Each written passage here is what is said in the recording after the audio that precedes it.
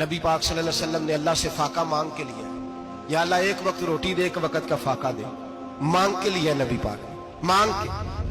حضرت ابو ہریرہ فرماتے ہیں مجھے بھوک لگی، میں حضرت عمر کے پاس گیا، ان سے مسئلہ پوچھا۔ ان کا رواج تھا جب میں مسئلہ پوچھتا تو پہلے روٹی کھلاتے۔ تو نبی پاک صلی اللہ علیہ وسلم کے صحابی حضرت ابو ہریرہ رضی اللہ تعالیٰ عنہ فرماتے ہیں میں نے حضرت عمر سے مسئلہ پوچھا، میں نے کہا حضور مسئلہ بتائیں، تو کہتے پہلے ان کی عادت تھی جب میں مسئلہ پوچھتا تو روٹی بھی کھلاتے، آج انہوں نے مسئلہ ہی بتایا ہے، روٹی کوئی نہیں کھلائی۔ تو مجھے کہنے لگے ابو ہریرہ تو سوچتا ہوگا روٹی نہیں اس نے پوچھی، تو نے کب سے کھانا نہیں کھایا؟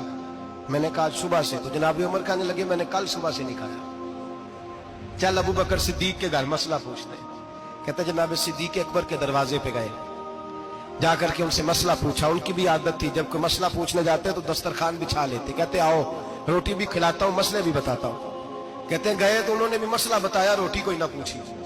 تو کہنے لگے عمر ابو ہریرہ تم لوگوں نے کل پرسوں سے نہیں نہ کھایا ہوگا، اور ابو بکر کو 4 دن گزر گئے ہیں، تھوڑا سا دودھ ملا ہے یا کھجور ملی ہے، روٹی کوئی نہیں ملی، چلو در رسول پہ چلتے، آؤ حضور کی بارگاہ۔ کہتے ہیں نبی پاک کی بارگاہ میں آئے، حضور